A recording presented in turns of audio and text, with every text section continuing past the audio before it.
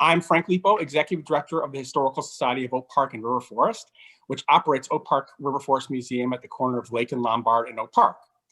Today, we'll look at the life of John Farson, who built landmark Pleasant Home, the original home of the Historical Society from 1970 to 2016.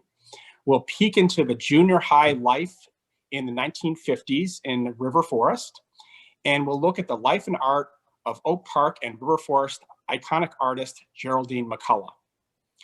Before we begin, I have a few requests. As Rachel's already said several times, please turn off your video and audio while our speakers are talking. We are recording this program and we'll share it on YouTube channel linked from our website. Please share any questions you may have in the chat box, as we have allowed time at the end to answer at least a couple of questions. Now sit back with a cup of your favorite hot beverage as we look inside OPRF Museum. And now over to Historical Society member Theresa Czarnik, who will get us going today. Thank you, Frank. So, John Farson, he was the first owner of Pleasant Home, and he intrigues me. He was a multimillionaire, Oak Park's first multimillionaire, and he made his fortune selling bonds. He was an investment banker. He moved to Oak Park with his wife, Mamie, in the mid-1880s, and in 1897, they commissioned George Washington Mayer to design a palatial home for them at 217 South Home Avenue. Now, John Farson was a flamboyant and gregarious person, and Oak Parkers loved him. Even before he started building Pleasant Home, he had band concerts, free band concerts on the grounds every Thursday evening. Now, the OPRF Museum archives have the scrapbooks, John Farson's scrapbooks that he kept when he lived at Pleasant Home. And these are newspaper clippings about him and his family. And it really gives us an insight into the impact he had on Oak Park. So the next slide, please. So John Farson loved fresh air and exercise. His motto was, live in the air, be kind to everyone, and do as you damn please. And this is, I just love this photo. So he loved horses, he loved automobiles, roller skating, and he loved to sleep outside on a rooftop bedroom. He and Mamie, as you can see in the photos, with their camp beds. Next slide, please. So John Farson embraced automobiles. In 1903, John Farson owned 5 of the first 15 automobiles in Oak Park. And every Sunday, he loaded up his automobile with neighborhood children and took them for rides into the country. Next slide, please. When roller skating became popular, John Farson invited members of Oak Park, everyone in the neighborhood, to come in and roller skate on his smooth cement pathways. In fact, he said, roller skating is a mental pleasure and aids the lungs as well. It should be recommended to all old people who desire outdoor life. Next slide, please. John Farson was a flamboyant dresser. He loved to wear red neckties. And in fact, he supposedly had over 175 of them. And I wish these photos were in color because we would see how flamboyantly he dressed. When he was president of the Oak Park Horse Show, reporters always highlighted what he was wearing. And they said, so loud were his clothes that Mr. Farson was politely requested upon reaching the horse show to put on a muffler and give the common people a chance. Next slide, please. John and Mamie loved to entertain lavishly. So as well as wanting a comfortable and gracious home in which to live, John and Mamie also wanted a home and grounds in which they could entertain sometimes up to 2,000 people. So when you arrived at the entrance to Pleasant Home, you would be dazzled by the show of electricity. We're very fortunate that the OPRF Museum has part of one of the sconces that was on the outside of Pleasant Home on the porch. And then when you entered the front door into the Great Hall, you were dazzled yet again with the show of electricity. So next slide, please. So John Farson's deeds didn't sit well with many Oak Parkers. Oak Park was conservative at that time, but he didn't care what people thought. In 1905, an African-American community wanted to build a church here. Well, they were met with a lot of resistance. So John Farson contributed to their endeavor and gave them $500, which would be $15,000 in today's money. In 1907, even though he was Methodist, he opened up his grounds for a Catholic congregation who wanted to build a church in Oak Park. And Oak Parkers didn't want a Catholic church in Oak Park at that time. John Farson didn't care. He opened up his grounds and 2,000 people came to this fundraiser, many of them not Catholic, but coming to his party just because it was hosted by John Farson. So that church was actually St. Edmund's Catholic Church. Next slide, please. When I was doing some research for a new tour for Pleasant Home, the Servants Tour, I was reading in Farson's scrapbook and found a picture of Nellie Gavin. Now, Nellie Gavin was a maid of the Farsons for 6 years. And John Farson thought so highly of her that he insisted on giving her away at her wedding that was at St. Edmund's Parsonage Parlor. So next slide, please. So what happened to John Farson? Well, tragically, he died of a heart attack in 1910 when he was 55. And Mamie could no longer live in the house that reminded her of her husband. And so she sold it to Herbert and Leonie Mills. And they were members of the St. Edmund's congregation and very active in the church. So I'd like to end by reading an obituary, or the obituary, of John Farson. He was always democratic and was beloved by many men who make no pretension to wealth or place. He did not get through life without making enemies, but those who knew him best knew that his dominating characteristics were kindness, gentleness, and generosity. So Pleasant Home will open up again on January the 28th. That's a Thursday, and we'll be open from 11 to 3 for free self-guided tours and of the first floor. And we will also be offering 2 guided tours, and each of those are $10. And one of them will be the architectural and family tour. And we will also be offering the Servants Tour, which explores Pleasant Home from the perspective of the men and women who work there. And then in the spring, we'll be offering a new guided tour completely outside, and it's called the Lost Gardens of Pleasant Home Mills Park Grounds Tour. And that will explore the exterior of the house as well as the grounds. So for more information on Pleasant Home, you can go to pleasanthome.org. So thank you, Frank. Well, thank you, Theresa. It brings me back to Pleasant Home to hear the stories. Thanks for that. And now on to Peggy Tuck Sinko, the president of the board of the Historical Society and Oak Park River Forest Museum. Over to you, Peggy. Thanks, Frank. I know that one of the activities that many of you undertook during this past year was tackling some long put off cleaning projects, and I include myself in that. And the Oak Park River Forest Museum has been the beneficiary of some of that cleaning.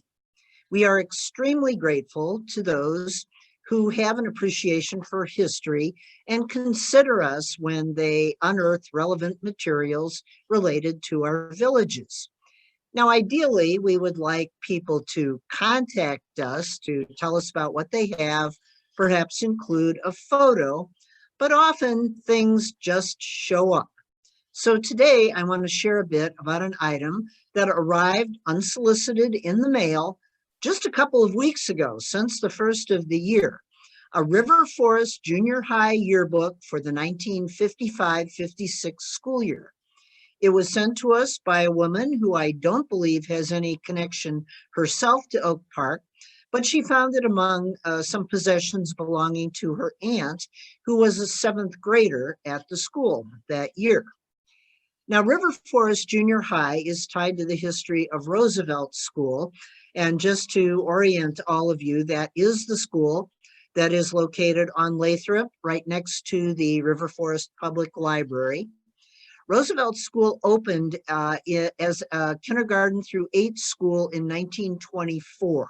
And it was really the result of the growing population boom in River Forest.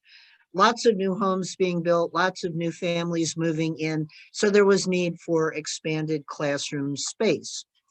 In the early 1950s, in response to modern trends in education, River Forest decided to establish a dedicated junior high school, that is consolidating all the 7th and 8th graders who would be funneled from the existing feeder schools. An addition was built onto Roosevelt, and the new River Forest Junior High opened in 1953. Roosevelt School continued to serve K through 6 students. So there were really 2 schools kind of occupying the same campus. So let's take a look at this yearbook, which is fairly early in the history of the junior high. And we really have no idea if there are ones for other years or if this is just a one-off. It really provides an interesting look at the life of 7th and 8th grade students in River Forest in the mid-1950s, albeit perhaps a somewhat sanitized look, but we do get a sense of their activities, what was being emphasized both educationally and socially, and some of the issues on the minds of these students. Now, the front cover appears to be silk screened on heavy construction paper, maybe something even done in the school art room. And when I opened it up, I fully expected to see purple mimeographed pages. But in fact, this is professionally printed. It's pretty compact, only 16 pages, and interestingly contains no photos. There's no class photos, no pictures of clubs or activities. There's no advertising, which is a staple of high school yearbooks. And in this case, there's no autographs or inscriptions from friends and classmates. There are a few signatures from some teachers. Now, anyone who's gone back and looked at the inscriptions in their own high school yearbooks may think that that's not a bad thing. But what do we learn here? There are articles about activities like plays, instrumental and vocal music, sports teams, which interestingly for the girls included fall baseball and spring baseball, an extensive section on student council and the various student committees. My favorite one being the courtesy, gift, remembrances, and expressions of sympathy committee. And there are examples of student work, poetry, and articles on an editorial page. Now, we can look at this and see that the piece on "Do eighth graders have too much homework" would be something that certainly resonates with today's students. But I especially liked the piece titled "Juvenile Delinquency Here." Now, for those of you who can't make this out, I'll read just a little bit of it. Mary Ann writes, "Could a junior high student coming from a fine home in River Forest become a juvenile delinquent? As previous cases have shown, it is possible, but not quite as likely." Okay, so it's really tempting here, folks, to interject an editorial comment of my own, but I'm not going to touch that one with a 10-foot pole. She goes on to lament the slippery slope toward juvenile delinquency that she sees, which includes leaving chewing gum in the drinking fountain, a lack of school spirit, and a general wave of rude behavior in class and hallways. Now, among the popular social activities were the Coke dances. That's C-O-K-E. We're talking Coca-Cola here, folks, which was served at the dance. Now, I was not familiar with this term Coke dances, but it was clearly, as I did a little research, it was clearly a term used in River Forest, in Oak Park, and other parts of the Chicago area in the 1940s, 50s, and 60s. And maybe someone who's on the program today who attended a Coke dance or knows about them might explain. I don't know if it's the same thing as a sock hop. Is it something different? Here we see a picture from the Oak Park playgrounds, because these dances were also sponsored not just by schools, but by various church groups, by the playgrounds and parks department. And we don't know, this isn't labeled that it was a Coke dance, but the one girl is holding a bottle of Coca-Cola. So it might be. And the picture on the right are some junior high school students preparing for a dance. Now, describing one of these 7th grade Coke dances, the writer mentions the 4 student MCs and writes, "They kept the dancers moving and did an excellent job controlling the 7th graders who were cutting in." Now, I found this quite remarkable because although I am not quite old enough to have been a junior high school student in the 1950s, my clear recollection of junior high dances was of the boys glued to the folded up bleachers across the gym. And the challenge was not to prevent people from cutting in, but rather dragging boys onto the dance floor. But it looks like things were different in River Forest.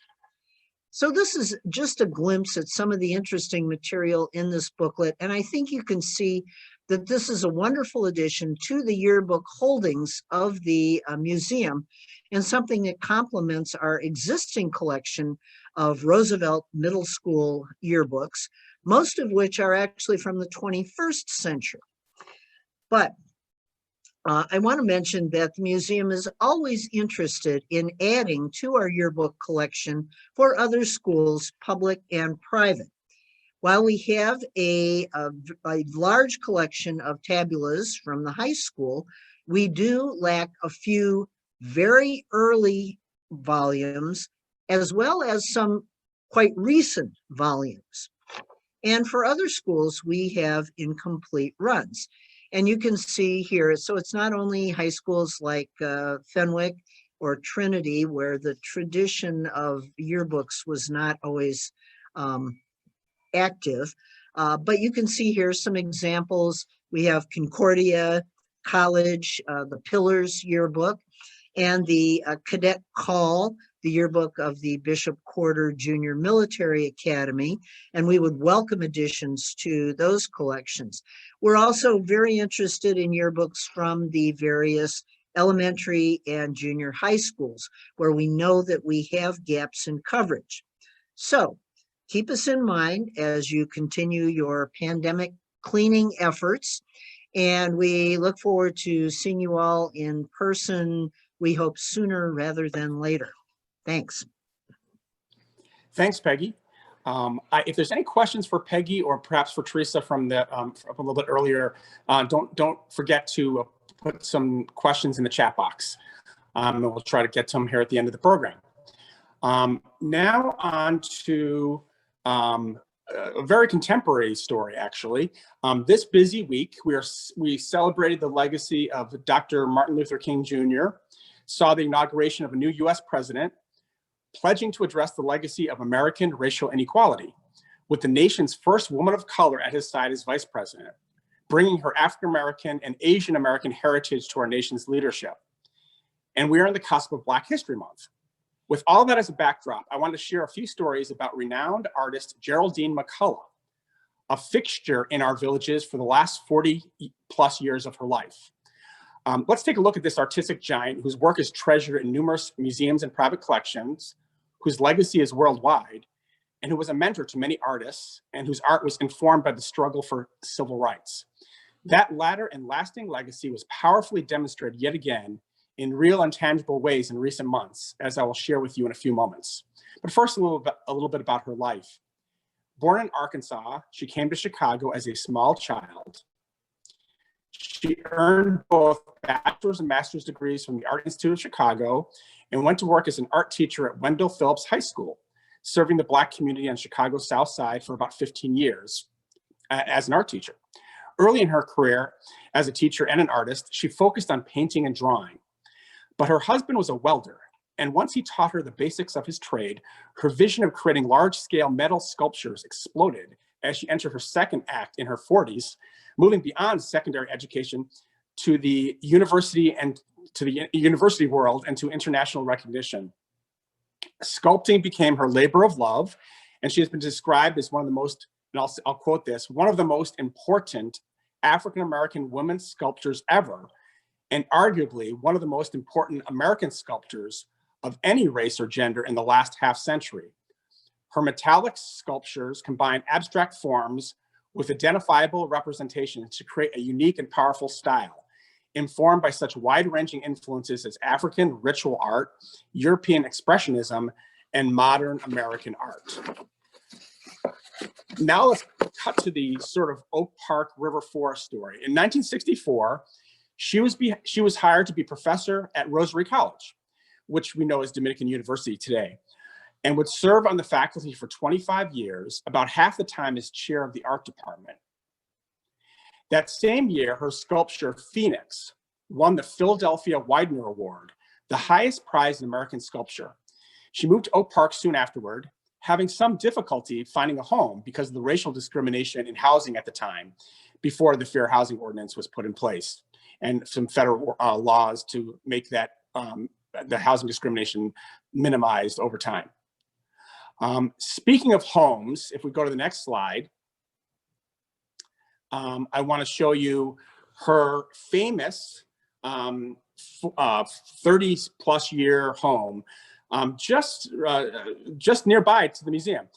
She and her husband Lester created this home and studio in the mid 1970s in this 1903 structure, which had been built as part of the electrical generation system for the predecessor to the CTA, supplying electricity to the what we now know as the Green Line.